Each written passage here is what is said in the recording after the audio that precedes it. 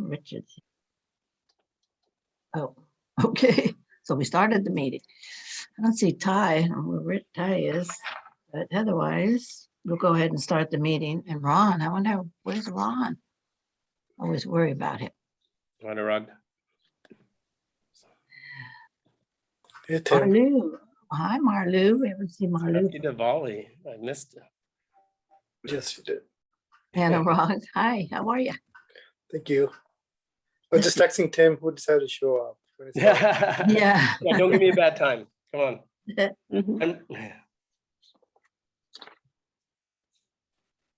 And it's Jaira, right? Jaria. Jaria. It's like Mariah, but with a J. Right. You know, Mariah I was Carey. trying to be ready to say that. So I didn't put Anurag's name down because I thought it was just going to be you, but that's great. I can both speak if we need to. Hi, Thelma. Good to see you. Let's see. Alexander's here for. Roxanne tried to call. Hi, Linda. Hi, how are you? I'm fine. Linda, this is Thelma. Did you get a notice from Roxanne? She just tried to call and I didn't pick the phone up in time. So what happened? She won't be in tonight. She won't be able to attend the meeting. She pulled a muscle and she's in the emergency room at Kaiser Santa Clara. Oh, no. As we speak right now. I tried to she's call fine. Yeah, she's fine, but she's waiting for someone to assist her right now in the hospital. So, but she's fine. She's fine. She probably just pulled a muscle. Yeah, that's why she didn't answer the phone. I just tried to call her back, but yeah, maybe she got to see the doctor. Hi, Linda. How are you? All right. Kenson. Oh, Kenson. Hello, Kenson. Nice to see you. Thank you. Hello. Yes. Hello there. Hello, Tim. Hi, Kenson Chu. School board member. Yeah. And then I see can call Deb me Davis. Kenson. Where did I see you, Deb? Went someplace. Hi. Oh, there you are. Oh. Nice to see you. I saw you last night, whenever it was. Yeah, I didn't get a chance to talk with you. Thank you for I coming know. to that. So maybe you can help me. I have a little blurb on here tonight to talk about it a little bit. So maybe you can help me with that. Happy to. So that'd be great. Okay. Hi, Barbara. We haven't seen you in a long time. There's so many people we haven't seen because we don't get. So good to see you. Glad you're here. You're on mute. So we'll go ahead and start the meeting because Ty's here, so we can start. And let's where are we? Oh, the minutes for the October meeting. I know Ty sent them out. I didn't finish reading them actually. Did anybody have any comments about the minutes for October 11? Seems so long ago. Senator Wachowski, Tim Orozco was not able to attend. We have that in our minute. He was scoping out Top Golf. There you Yeah. go. Oh, aha. Yeah, the pandemic has not been good to me. Yeah, maybe. It ruined my record. Oh, you had a record. My attendance record, yes. Okay.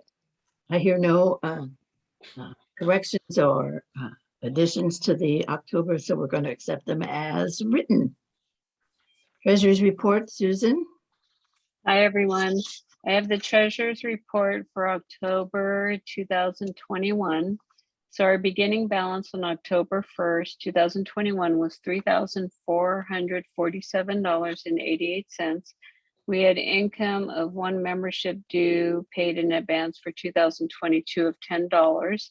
So our ending balance on October 31st was $3,457.88. And then we've closed out the cycle 3 grant. So the other monies we have left are the City of San Jose District 4 grant. The beginning balance October 1st, 2021 was $10,000. We've had no expenses. And the ending balance, October 31st, 2021 is $10,000. Thank you.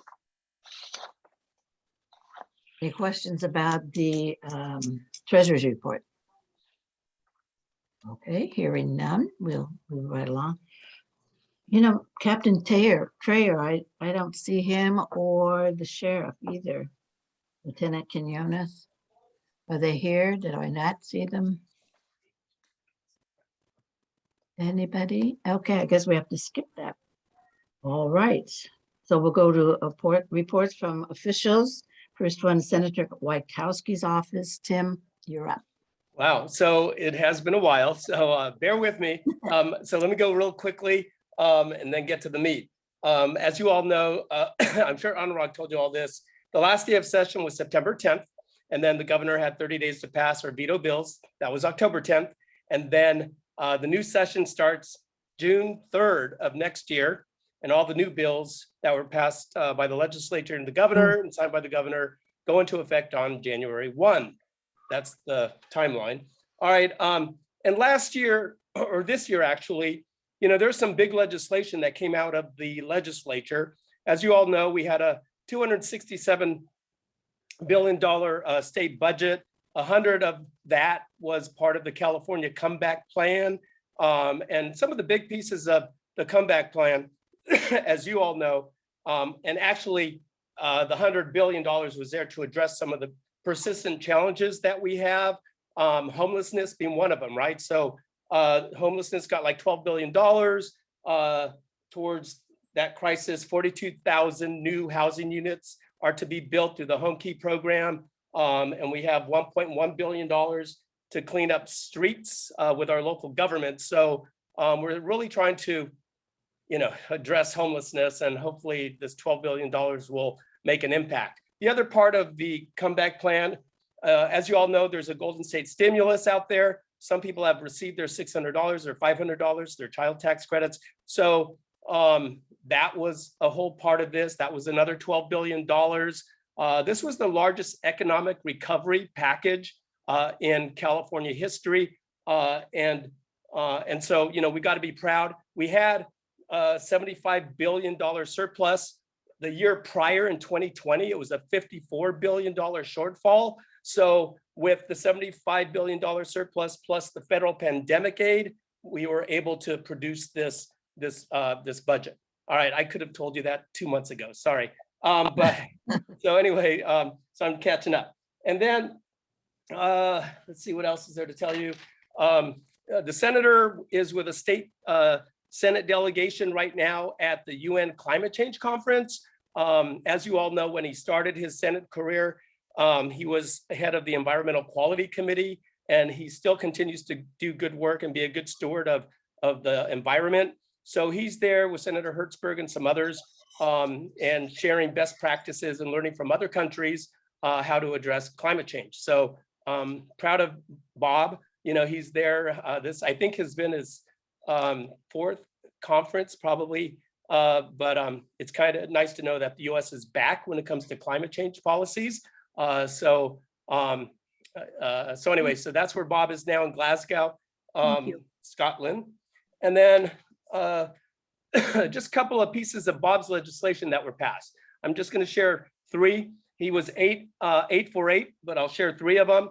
One was SB 570, which deals with autonomous vehicles. So it changes the vehicle code so that if you have an autonomous vehicle that's not being driven by a human being, then sometimes there's no need for certain parts of that vehicle to be on the car.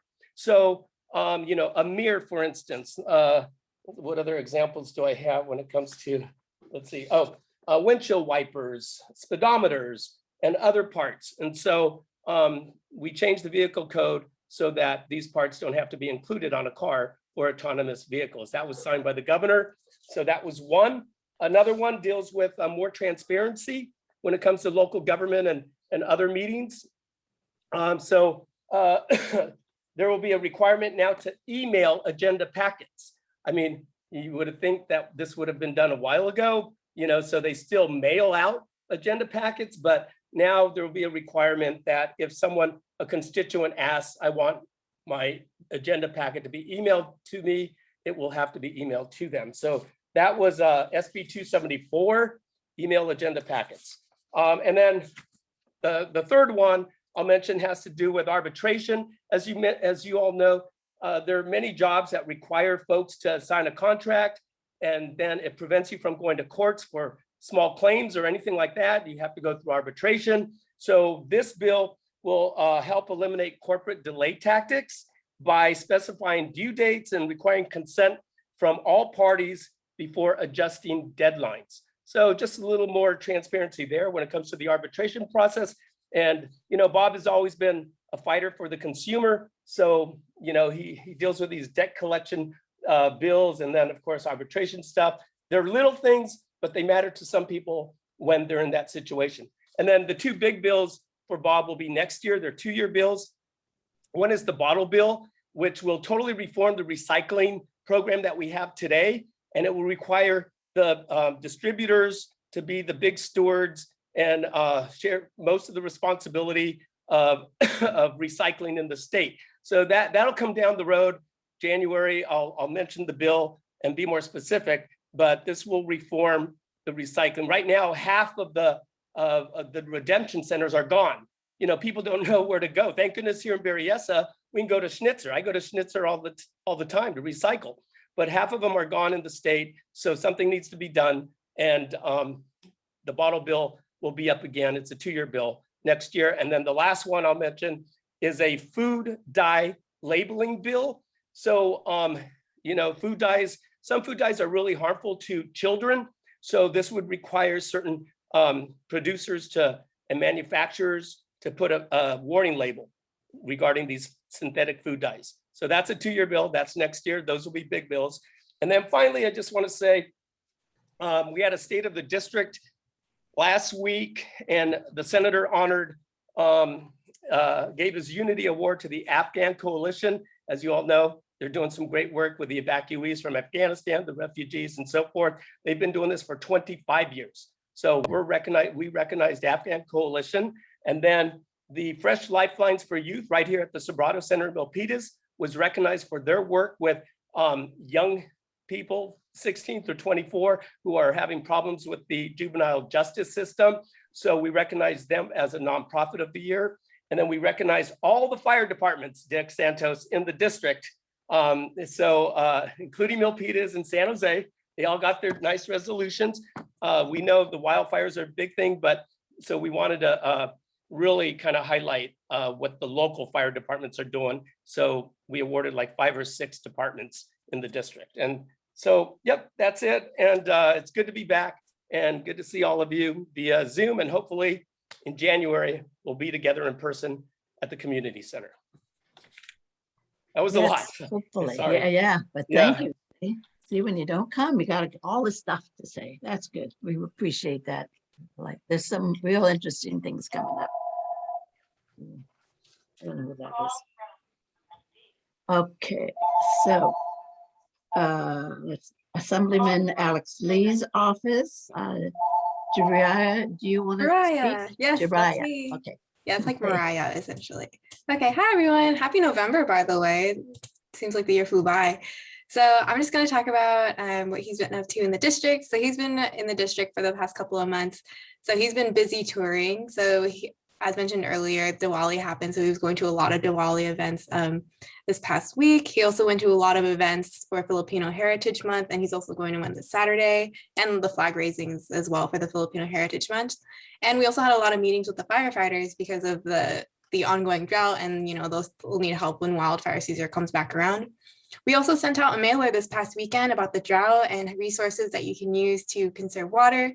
I'm sure Director Santos can talk more about that later. And so it's really important to still conserve water, even though we still have a rainy season happening. And also, we've been getting a lot of calls from our office about the stimulus check.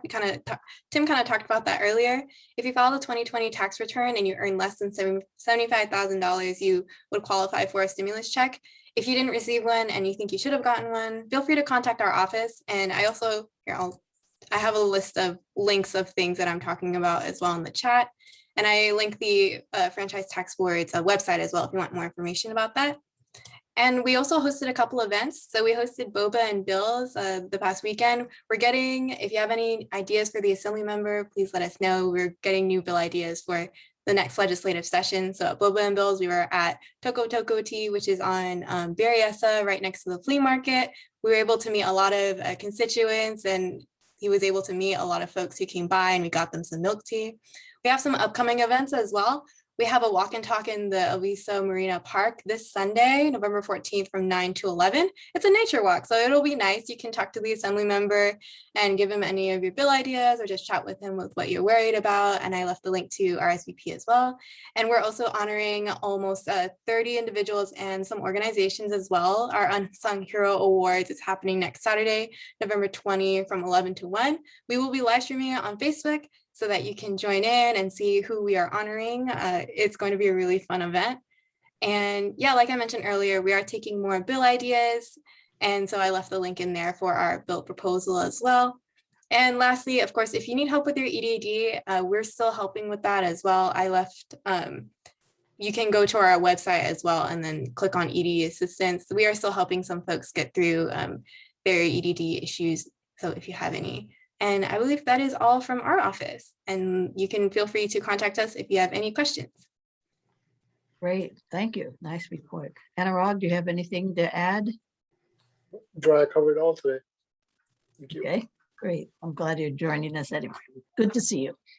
All right, I see Captain Trayer has joined us someplace or other, wherever you are. And we'll come back to you, Captain, because we skipped over that and went down to the other one. So is there somebody from Congressman Ro Khanna's office with us tonight?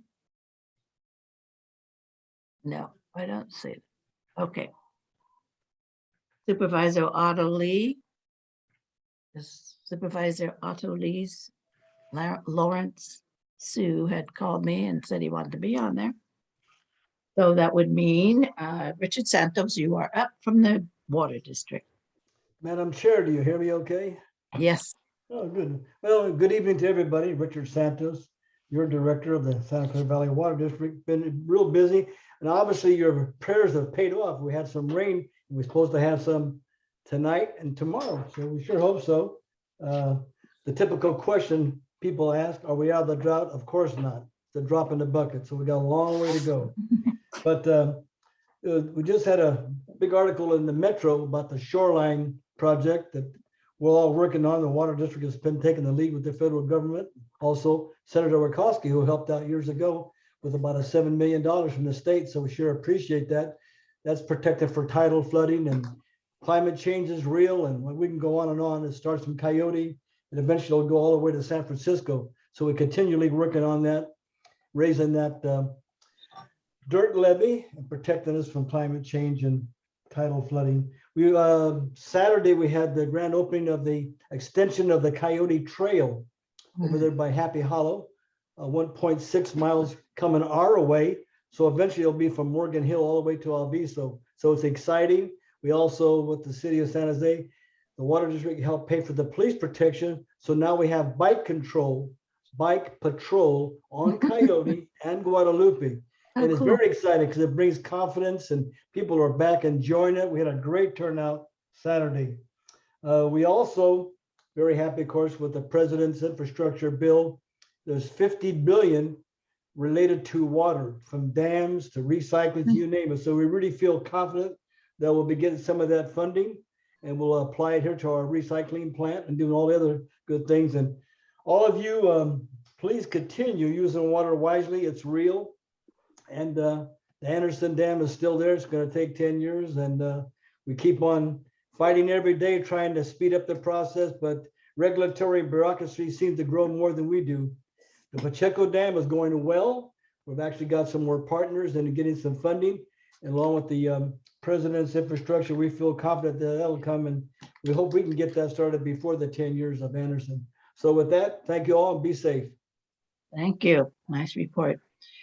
I don't know what I did with my glasses, but I see I skipped over Councilman Cohen's office, and I know Alexander is here. So you're up next, Alexander. All right. Thank you, Linda. Good Sorry. evening, everyone. Hope you're all doing well.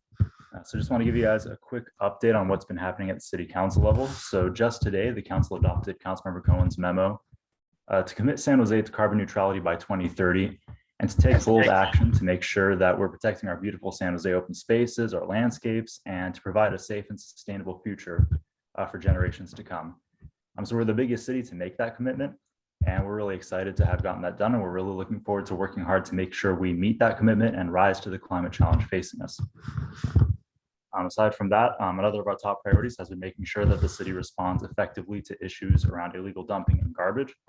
So to that end, last month, council unanimously adopted Councilmember Cohen's memo expanding trash services at unhoused encampments so that every encampment is at a minimum serviced by a dumpster. And so this is going to help prevent a lot of blight issues, a lot of illegal dumping issues. Our team also did a cleanup over in Coyote Creek near the Safeway on Berryessa, where in collaboration with the trash bunks, we were able to remove over 2 tons of trash from in and around the creek. So we do want to be clear that this is not a homeless issue, it's an illegal dumping issue. And so we encourage folks to use the San Jose 301 app to report any instances of illegal dumping in their neighborhoods. So I'm going to go ahead and post the link to the 311 app in the chat. A couple of upcoming events that I want to let folks know about. So we're excited for the mural restoration event this weekend. Councilmember Cohen will be there, and he's looking forward to the opportunity to meet folks in person. So I hope you can all make it and have the chance to chat with him. We also want to thank the folks who joined us for our pumpkin giveaway leading up to Halloween. We ended up giving away, I think, about 300 pumpkins in under an hour. So we'll definitely be stepping up our game next Halloween and bringing more pumpkins. So we're looking forward to that. The Berryessa Union School District is going to be holding COVID vaccine clinics at a couple of schools in the district at Brooktree, Piedmont, and Mural over the next 2 weeks. So to see the specific dates and times and to register either for yourself or a family member who's age 5 to 11, you can go ahead and visit the link that I just dropped in the chat. Lastly, we want to let folks know that in partnership with the school district, our office is organizing a pajama drive for kids as we kind of head into the winter months here. So if you'd like to donate pajamas, new with a tag or in the package, we welcome those donations at the school district office at 1376 Piedmont Road. I think that's about it for me. Thank you all. Have a good night. Thank you for it. Appreciate that. Yes, the Berryessa School District superintendent is not available. I did get a message from Kim telling me so. So we know that she's still in the doctor's. Thelma, do you want to say anything about what's going on in the district? She is your president of the board this term. Thank you. Right. Yeah, thank you, Linda. My network is very, very bad right now. I don't know why. Anyway, Roxanne did tell me this happened just before this meeting that she is in the hospital and that she is fine. I believe she pulled a muscle and she's over at Santa Clara Kaiser. So I just wanted to let everyone know that she's fine, but she is still there. She has not said anything to me yet. But I do want to say something about regarding the parcel tax. I am sure that you all know that it did pass. I believe it was almost 72%. The last time I read was at 71 point something, 0.6 or something like that. So it was almost 72%. Maybe it's a little higher now. I'm not sure. I haven't checked, but I want to thank the whole community, the Berryessa community, for their support for our students, because certainly our students are the ones benefiting from this parcel tax. So from all of us, the Board of Trustees, and I noticed that there are 2 of them here. That's Trustee Kansin Chu and Trustee Jay Srinivasan. Welcome, Jay. You are coming back from India. It's wonderful to have you back again. And I want to again thank you on behalf of the Board of Trustees, unless the rest of my other colleagues who might want to say something to all of you. Okay. Thank you. Anybody? Kenson, did you want to say? No, I don't have anything to add after Madam President make the presentation. One more thing that the school district is purchasing a new site to be our new district office, and we will talk about it tomorrow's board meeting. And welcome back.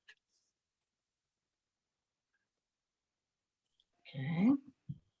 Does the other school board member want to say something? Where'd he go? Thank you. Thank There you you. are. Thank you, President Buck, for that information. I don't have anything else to add. It's good to be back. Thanks a lot. I'll put you to work. Okay, that's interesting. All right. Vishnu, our student from Piedmont Hills.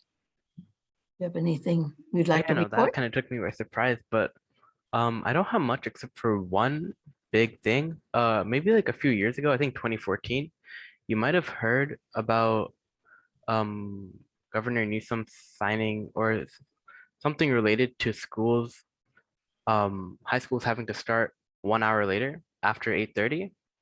And so that was 7 years ago, and now it's scheduled to take place next year from the 2022 to 2023 school year. Earlier? Oh my gosh. Or no, later. Oh, a year later. Okay. Right. The big concern was that like most high school students were reporting that they were getting less than 8 hours of sleep. And for like a lot of the medical side of things, there's a big concern. So that's a lot of why that measure was enacted. However, it is causing a lot of problems in terms of like scheduling, like kids maybe having to get out around like 4, which leaves like a lot less time during the day. So right now schools are considering a block schedule. Right now a lot of experimentation and surveying is going on, but it is an absolute that schools are going to start around after 8:30 next year. Yeah, other than that, I have nothing else. Okay. You're still working for in Councilman Cohen's office, right? Yeah, absolutely. It's a blast. He's doing a fantastic job, BCAC, I have to tell you. Thanks, Wow, Stacy. saying that. I know he's very conscientious. We know that. He's doing, we're sure he'd do a good job. Thank you. And Vishnu, Okay. thank you for bringing up that piece of state legislation that was passed a while ago. Thank you. Oh, yeah, of Good course. reminder. Yeah, that'll be interesting. I think the part of the problem is getting out later is that, you know, when you have the sports, so that's always a big concern about how much time you have to practice before it's dark. So And that's why we need daylight saving time year round. yes. That's right. There you go. You got that, Tim? I'm taking notes. Oh, middle school is 8 o'clock, right, Vishnu? No, they don't Yeah, I start. think high schools are 8:30, but middle schools Yeah, are high school's 8:30, middle school's 8. 8 o'clock. Yeah. That's good. Okay, is there anybody from Senator Cortez's office? They've contacted us a couple of times, so I don't know if they're getting our message or not.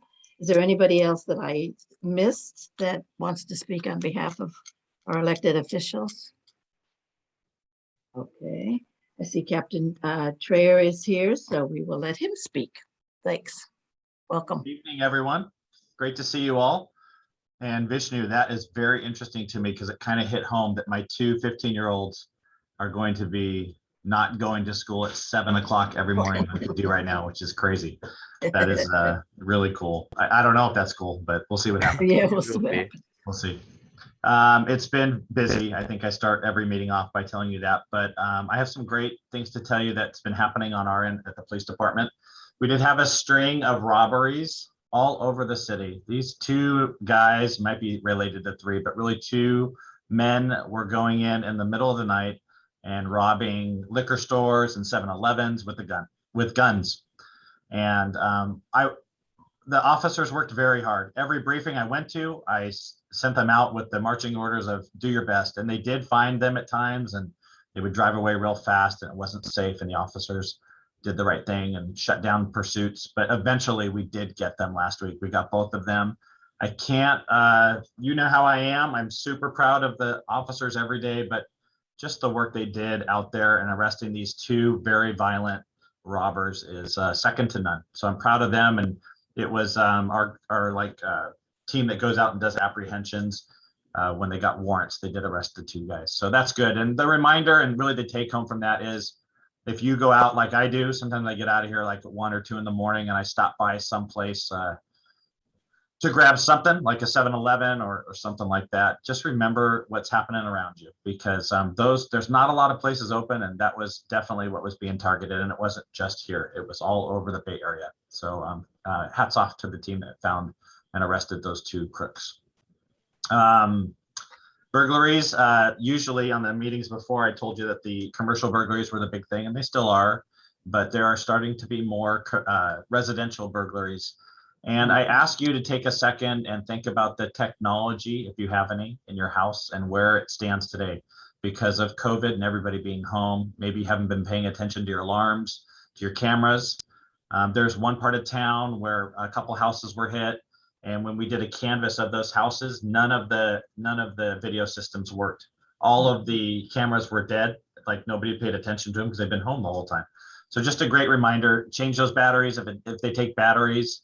And also, if you have a 2-story house, does your 2nd story have an alarm system that takes care of that side?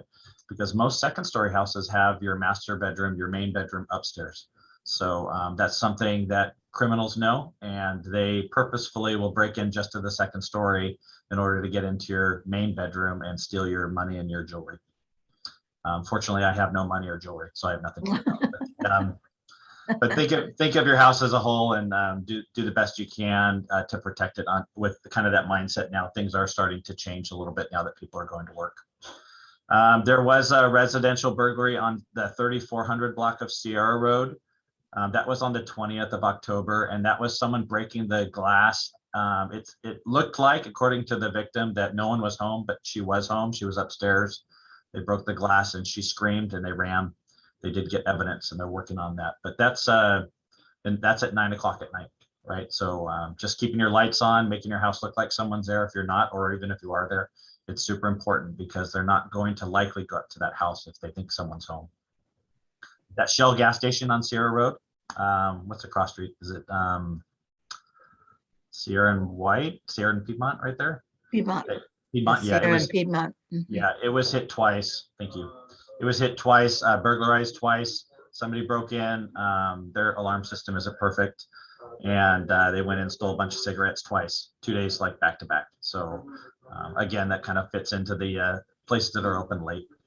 Officers did a lot of car stops and pedestrian stops, 16 in the last 30 days, and 4 community policing foot patrols, which is usually guided by what we talked about the month before. They arrested a few people and wrote 8 citations. They did get an occupied stolen vehicle at Sierra and Fujiyama on the midnight shift, and that was on October 13th. So that's it was 2 people in a car that was stolen, and they took them into custody without incident. And some of you have gotten a hold of me. Can't thank you enough, but you've gotten a hold of me with people who are in crisis. And I've sent the MCAT team out one time in particular in the last week. And so I just want to leave it vague like that, but let you know that our co-policing strategy is working. We are definitely making a difference by sending these MCAT teams, the mobile crisis assessment team, out to deal with people who are having some real bad days, right? People who are dealing with mental illness. In fact, I sent them out somewhere else in the Foothill Division today as well. So I'm very happy with them, and that's kind of my report. If anybody has anything you want me to touch base on, please let me know. Thank you. Appreciate that. I actually have I have one question. I know I don't ask questions very often, but I browse this website called Reddit a lot, and it has like a forum for like the Bay Area, and sometimes I go through that, and I found a post. I'll just link it in chat. It's about bike shops where basically there are these like roadside operations which take in stolen bikes and stolen cars. And I was reading up on it, and apparently it's like really hard to take down, even if like the police are aware. I know this took place in Oakland, but I was wondering like if like your department was aware of it, like what could you guys possibly do about it? That's a great question. And and you should ask questions more often because you're good at them. But the Vishnu, we have a team called the Burglary Prevention Unit, and they are top-notch officers, men and women that work undercover, and they work on those type of things. We call them chop shops. I guess for a bike, it would be a mini chop shop. I don't know.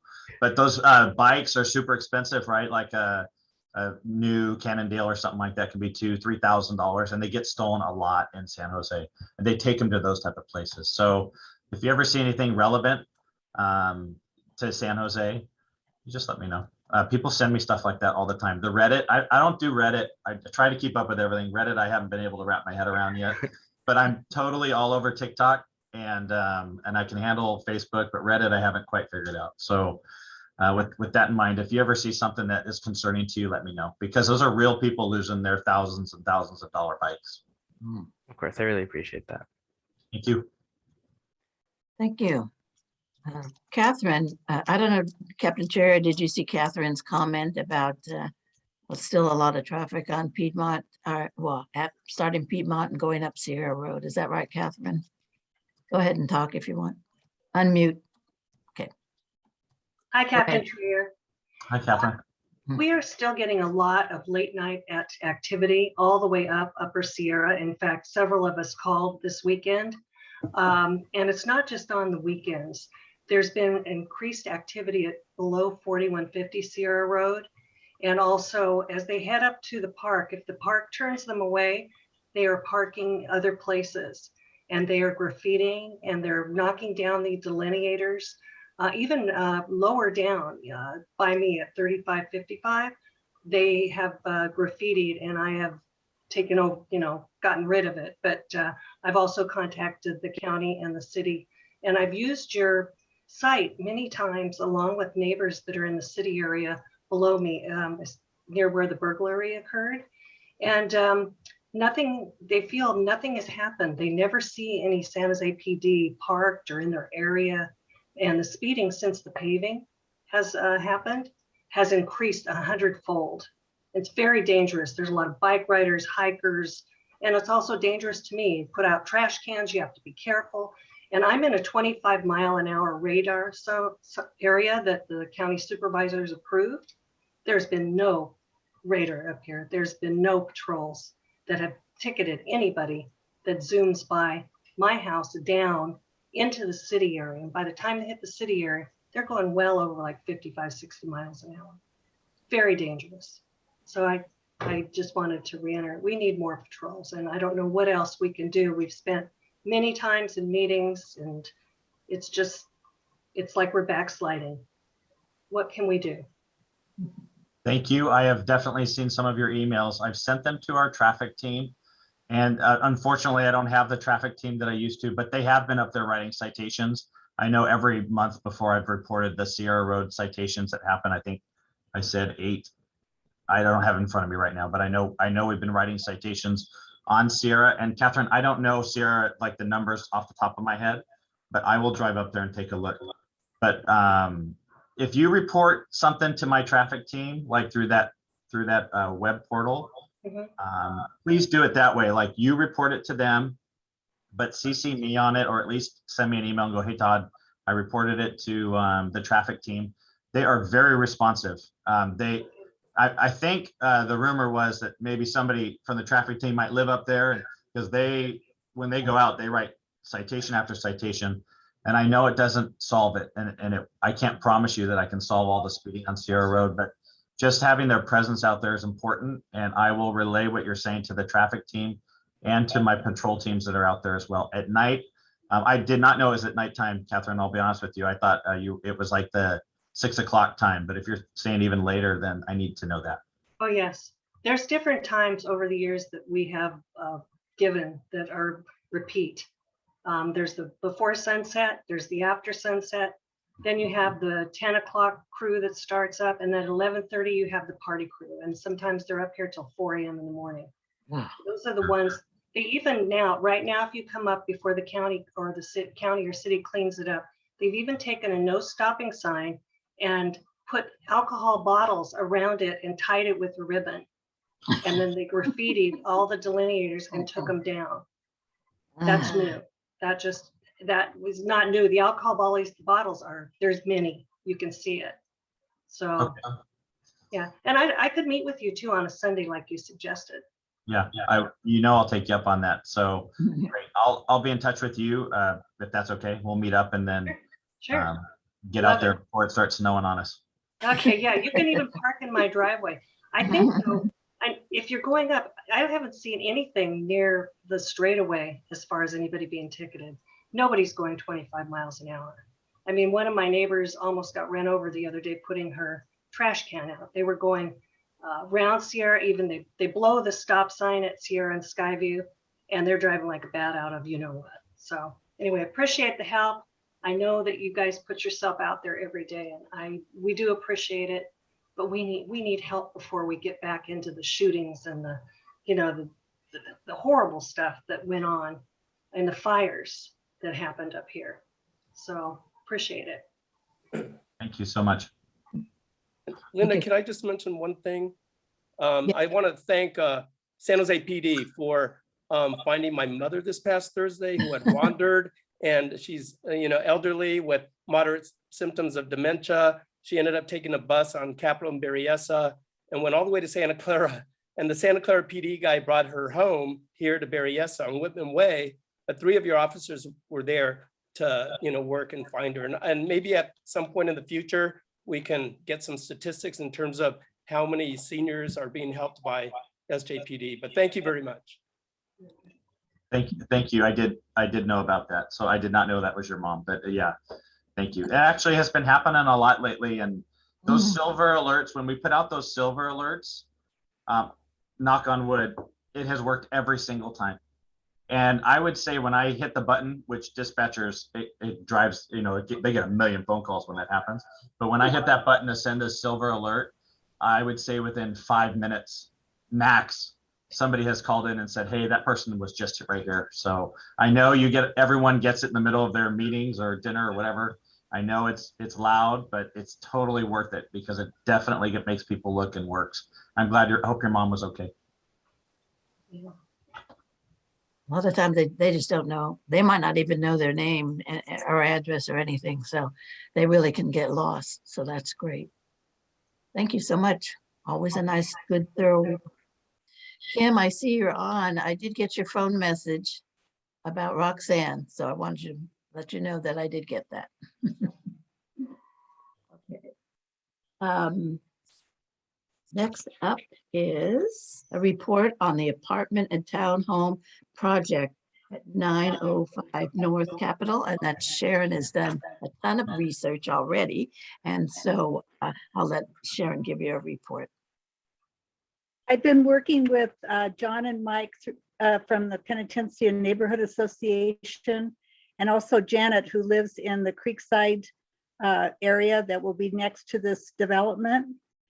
And we've contacted a realtor about reduced prices in homes if they're sold because of it. The Santa Clara Parks and Rec Department. We can't hear you, Sharon, very well. Oh, the U.S.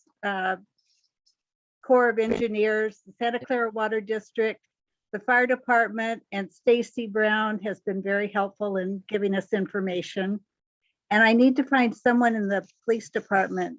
If you could tell me who to contact about any concerns on safety and access if the development goes through.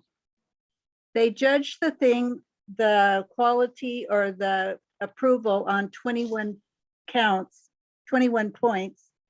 The first one's aesthetics, and they only look at if it's a vista viewpoint. They don't consider that the building is much higher than any other building in the area. It blocks some of the residents' view of the foothills. They're concerned about blocking the sun from the homes, and they have sensors around the area that they worry that's automatic on how bright or how dark it is, and that it will mess up that scheduling. They're also worried about under construction, that the dust from the construction will affect the sensors. on their working. Another area is biological resources, and they're concerned of natural nesting or burrowing animals that might be in the area. And we were told that the developers can pay their way out of it by paying to have the nest moved or the animals moved to another area. On energy, the residents are concerned about the use of water, electricity, and other utilities. And on the geological and soils part of it, the land had to be raised when Creekside was built. But now it is, the area that they're building on is now considered a flood zone. So I don't know what that will entail, if they can buy their way out of it or raise the land. And the property is located between two major faults.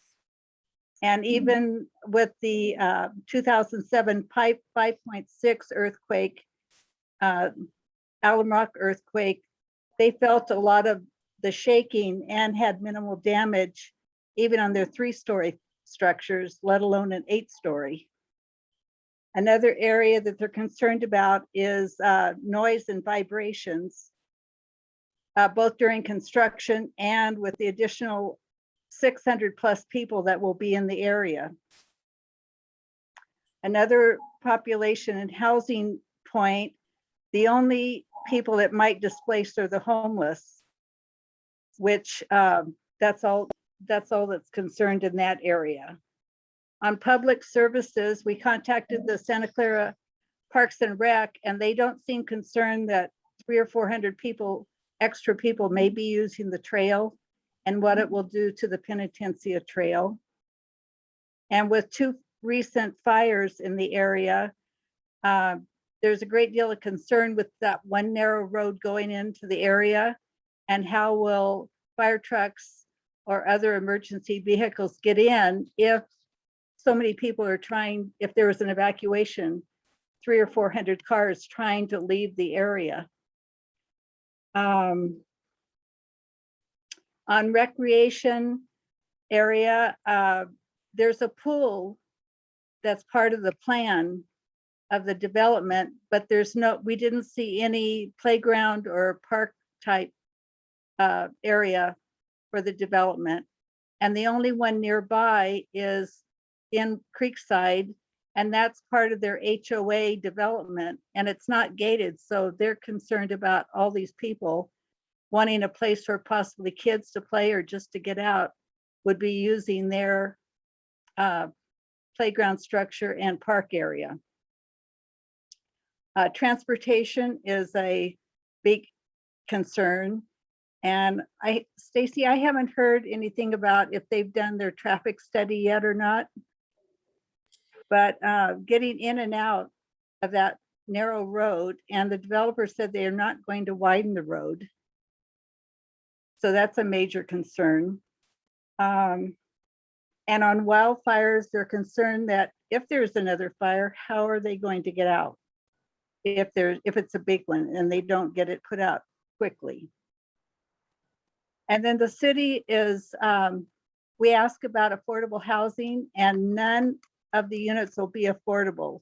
The cheapest one they have to rent will require at least a 6-digit income level to get in, and that's definitely not affordable for this area.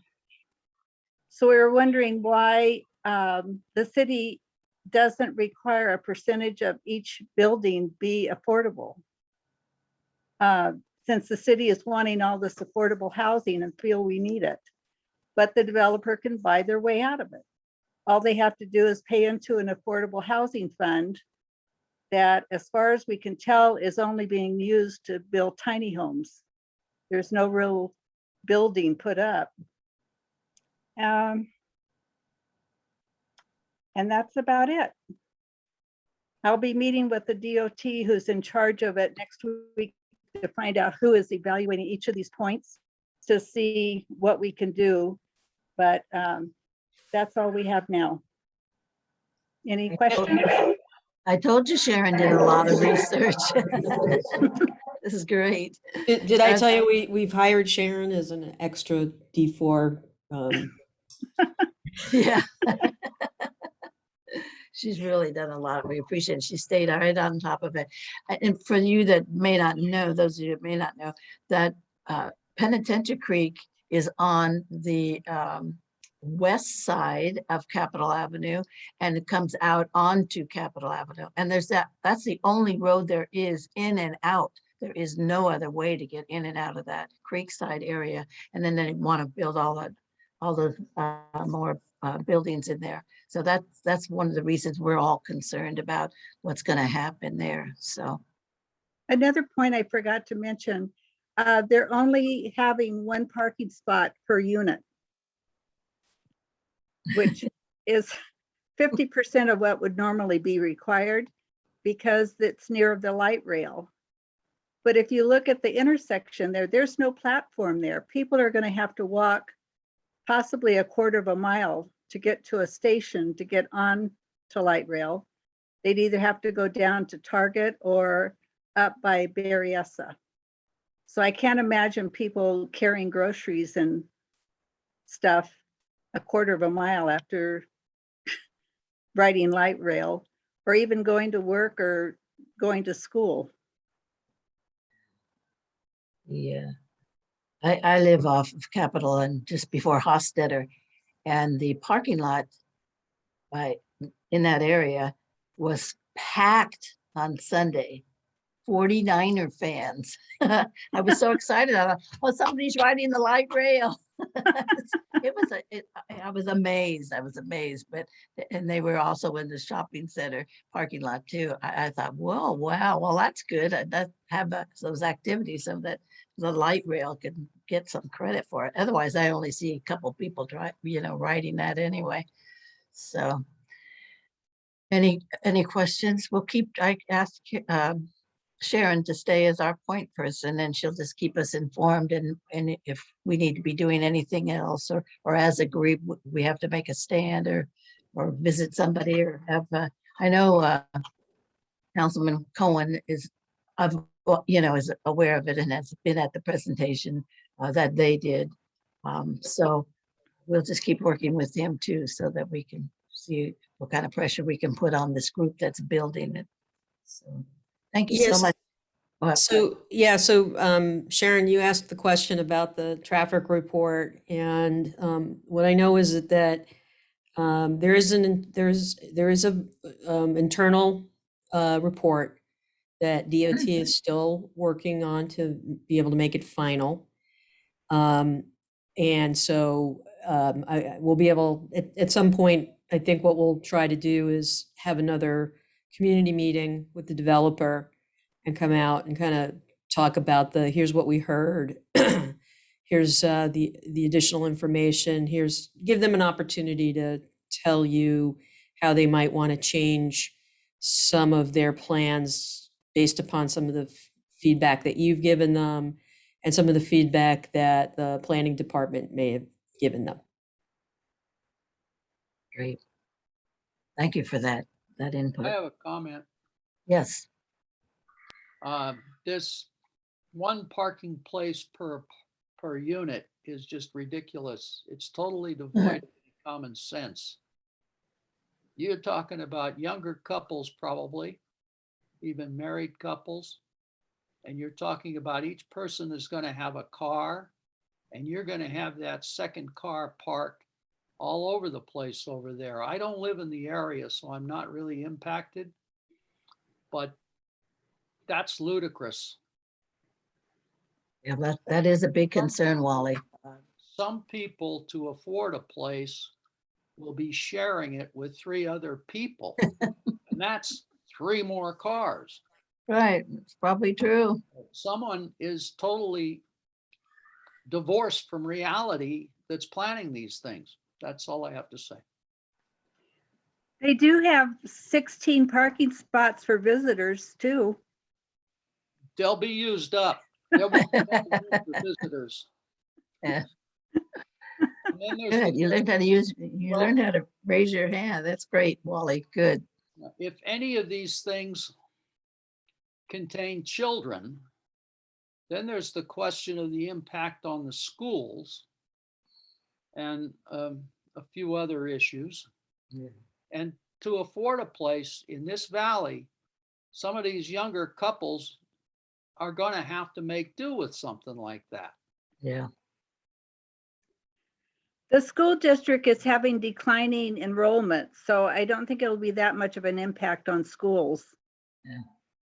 That's probably because they're all moving to the Central Valley and commuting here. Or out of state. Out of state. I kill myself. Okay, I see. Good. Okay, I see James Fitch, you have your hand up. You want to say something? Yes, I just wanted to clarify. It kind of sounds like we're talking about how we can possibly influence the way this project is done. Are we beyond the point where we can just kill it off with its head, or what is the actual status of the process? I doubt if we can kill it. I think our best bet would be to minimize the height, or maybe get some accommodations to protect the existing homes. Okay. So there is some hope of modifying Some wiggle plans room, at but least. Yeah. We can hope. He was very upset with the small group meeting that we had at the beginning. Yeah. They thought they could just, and they really wanted to keep it a small group, but we see now why they did that because they didn't want to hear any negative things about it. So we appreciate Sharon, you staying on top of that and keeping us informed. Okay, thank you. All right. You're welcome. The next one is a report on a statewide initiative to be put on the ballot, hopefully in 2022. And it's regarding the single family zoning. And I see that Deb Davis is here. She's a council person. I forget what district you're in. Is it 10? 6. 6. So she gave a good report last night to a group of people. So I'm going to ask her to explain that initiative. And so that we'll be aware that we're all going to be asked to sign, and we have a quota for the city that has to be met. Go ahead, Deb. Right. Thank you. Yeah. So what the initiative is to affirm in the state constitution that local land use laws take precedence over state land use laws. So basically it just affirms local control of our land use decisions in our city, and does that for every other city in the state. So it's an initiative that will require 1 million signatures statewide to get onto the ballot. I'm leading the effort for the city of San Jose, and that will require 40,000 signatures. So Linda is heading up D4. Thank you, Linda, for doing that. And she's going to be collecting about 4,000 signatures from your district. So that's kind of just what it does is in a nutshell. So that if you may have heard of SB 9 and SB 10. SB 10 is a law that allows cities to opt into it and then build 10. They could build 10 units in single family home lots that are near transit. And SB 9 did not have that opt-in feature and allows lot splits of any single family home lot in the entire city.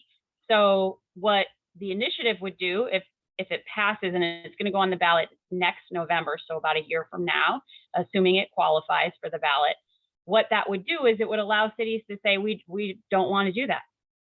We have infrastructure issues. We can't be having growth that's not near transit. We can't be blowing up our general plan and completely nullifying it by state law, deciding how our land is going to be used. So that's the purpose of the initiative, is to really give each city its own decisions over land use, which we've historically had and has been being eroded over the last, I would say, probably about 5 years or so.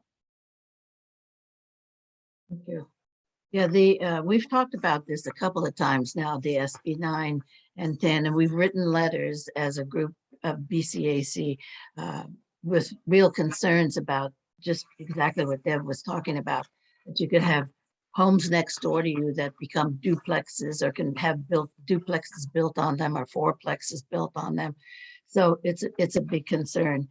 And I just want to reemphasize where this initiative started.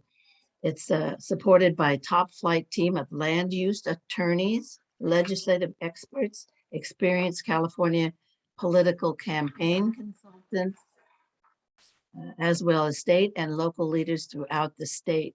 It's already been sent to the state of attorney, the state of California Attorney General. So the language is all very clear. And it's just like Deb said, it's wanting local control for your cities to be able to say what we want to do with the property, in our zoning, rather than having the state say, we need more homes, so you will allow. And so we're saying, no, you can't tell us what we can allow. So we know we need homes, but we don't want a big group of homes next door to our single family house. And that right now can happen. So thank you so much, Deb, for clarifying that and letting people know that that initiative is on the way. Ty, you have your hand up. Ms. Davis, Councilman Davis, Councilperson Davis, excuse me. Hi, Ty. With the passage of SB 9, is that going to suck the oxygen out of the room for this task force proposal, which is more ambitious? Do you see the council setting aside those recommendations from the task force in order to deal with SB 9?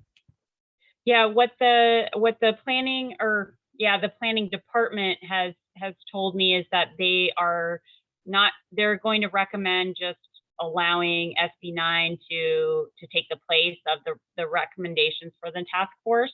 So that's what they're going to come to council with, and that's what they're going to planning commission with. So they'll go to planning commission first with the task force recommendations, but the staff recommendation will be different than the task force recommendations, since SB 9 already pretty much, covers all of that.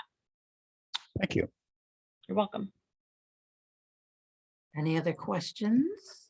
So there will be petitions coming out. I will be asking various people to carry a petition here and there, and we need to get 4,000 from our district. I will contact the Penitentiary Neighborhood Group also, and the folks from River Oaks and Alviso also. So they wanted to be kept in the loop anyway, so this will be really a good time to get them involved. So thank you very much. I'm glad the councilwoman brought the issue up, because that was part of my report, which I actually forgot to mention, that SB 9, SB 10 would have been passed during the year to help address our housing crisis in the state. So, anyway, so this is an initiative that is in reaction to these housing bills, SB 8, SB 9, SB 10. Got it. That's correct. Yes, thank you. All right. The next on the agenda is the BCAC elections that we will be having in December. All seats are available. If you would like to run for an office for the BCAC board for next year, you can contact me at lindalock6@att.net and submit your name. Don't submit somebody's name without asking them. You can submit anybody's name, but make sure they want to run. If you want to run yourself for the board, please contact me. I'd love to hear from you, but all seats are available. So, and we'll have the election in December. I will ask for nominations from the floor in December before we have the election. Okay? If I may, Linda? Yes. Yeah, I just want to underline what Linda just put into your space, that we are very interested, keenly interested in the contribution of others in the neighborhood. A vital board is one where there is a measured turnover. And so we would encourage you, think about it. This is your community. You've heard what Sharon had to say about what's going on at 905. opportunity housing. We're concerned about our school system. We had a vote recently. There are lots of things going on here. It's a great community, and we would very much appreciate your participation. So please consider it. Yes, good point. I think it's been a good group to work with. We do a lot of things that are done to enhance, you know, our community, and especially around the community center that is our hub. And you know, the mural on the walls and the park benches in the park, and eventually maybe hopefully we can clean up the park itself. But those are all things that make things better, that makes things people want to get together and socialize and smile about what's going on in our district. So we are having, excuse me, the mural restoration celebration. I think the flyer was attached. It's on this Saturday from 10 to 12. We're celebrating. It's supposed to be nice. We already checked the weather, and we check it every day, but it's supposed to be around 70, 73 degrees on that Saturday. And we'll be outside. We can't go inside the building because there'll be too many of us, but the bathrooms will be open. That's the one thing I always worry about, make sure the bathrooms are open. And so Janae, the supervisor, is working with us, and we'll have some light refreshments, cupcakes, and maybe fruit and water, maybe coffee too.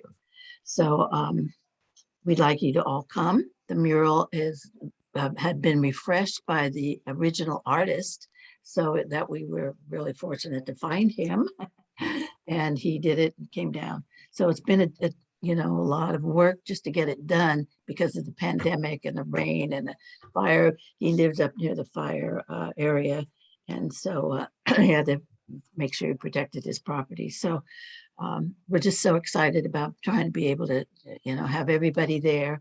The police and the sheriff are invited to come just to see what's going on. The police work very closely with us to make sure that the artist was safe when he had to stay down here. So we appreciate that. So this Saturday, 10 to 12. And our next general meeting will be in December 13th. We do have an executive board meeting next Monday on the 15th. So it's very important that we meet on that day and get some other business done and prepare for the new year coming. That's here. We cannot use, I know some people have asked me about the community center. I'm in touch with Janae, the supervisor, and the building is open, but it's for limited use. And they're running some senior classes with 20 people only in the class. So it's not, you know, we usually have almost 30, 35 people at our general meetings. So we can't have, you know, the meeting in the building. So, but we're anxious. She's anxious to get in. She's trying to do whatever she can to help us out. She's going to be helping us get things set up.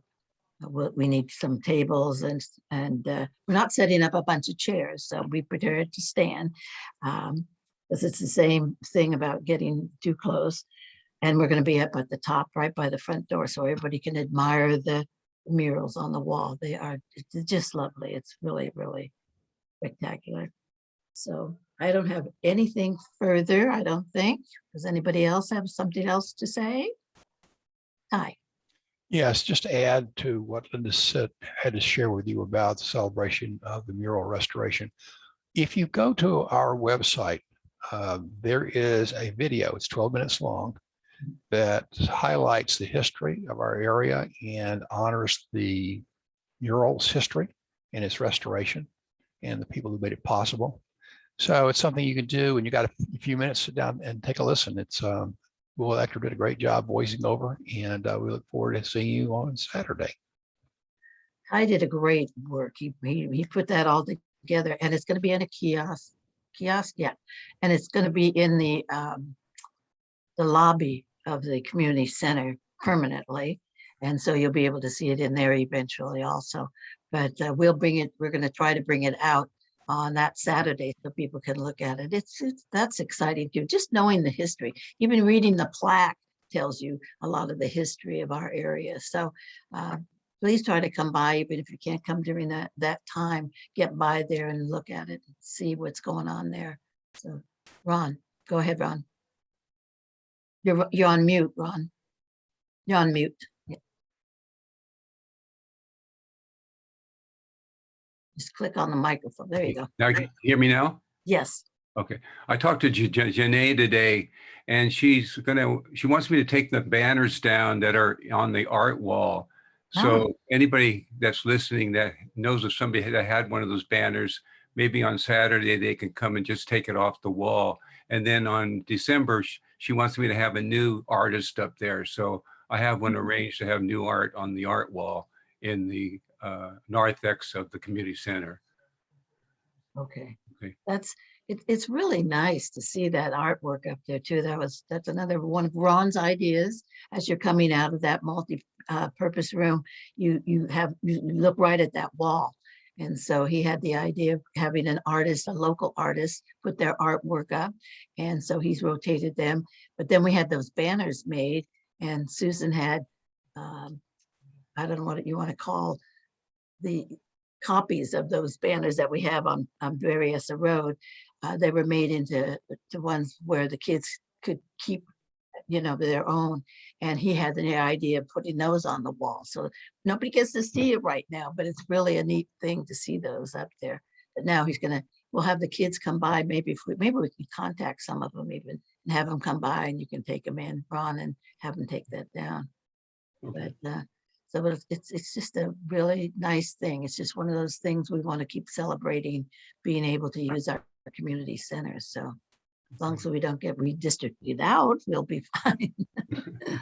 Excuse me, I can't get a hand up, but Ron, can you take a picture of it before you take them down so we have it? Oh, that's a good idea. Yeah, I can. That would be awesome, and maybe post it the next meeting or. Yeah. Okay, thank you. That's a great idea, Catherine. Thank you. Yeah. I want to acknowledge Ron for narthex. You don't hear that too much in county conversation. Well done. Anybody else have any comments? Thank you all for coming tonight. It was a very good meeting. Lots of good information out there. We appreciate all of your attendance and all of your comments. Thank you so much. Have a good evening. Okay, bye. Bye. Bye-bye. Thank you. Bye-bye. Bye-bye. Bye. Oh wait, Linda? Yes. Oh, I just wanted to let you know something. So I did see that you wanted me to talk to the band department, and I did that a few days ago, and unfortunately they usually need like a little 2 months or so to kind of put that together, especially since we don't actually have music for performances like that. Really? You don't Yeah, have usually we only practice for performance songs, in Yeah. festivals, not really celebrity music. We might have to have some canned music then. We're hoping for December, for our meeting in December.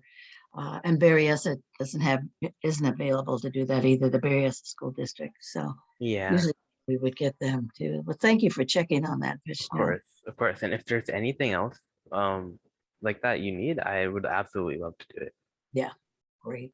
Can you sing? Maybe you could sing. Oh, I'll pass on that. I can't sing. Save my life. Catherine, did you have your hand up? No. Yes.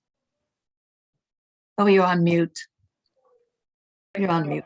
Yeah. I was just going to say, maybe we have some local talent. We should ask our members that could do something, maybe sing or whatever online, like a duet, or record something ahead. Yeah. Yeah. For Christmas, or we'll have to work, see what we can figure out. Yeah. Yeah. Kind of disappointing. Yeah. Always Well, thank nice. you all. It's getting better. Yeah. We just have to remain hopeful. Yeah. Hopefully these people vaccinated get rid of it. Yeah. Yes. Keep the faith. Okay, see you next time. Oh, I'll see you All soon. right. Okay, thank you. Thank you for all you guys do. Appreciate it. All right. Bye-bye now. All right, see you, Linda. Okay, thanks, Vishnu. Bye-bye. Bye. Hi, Wally. Good to see you.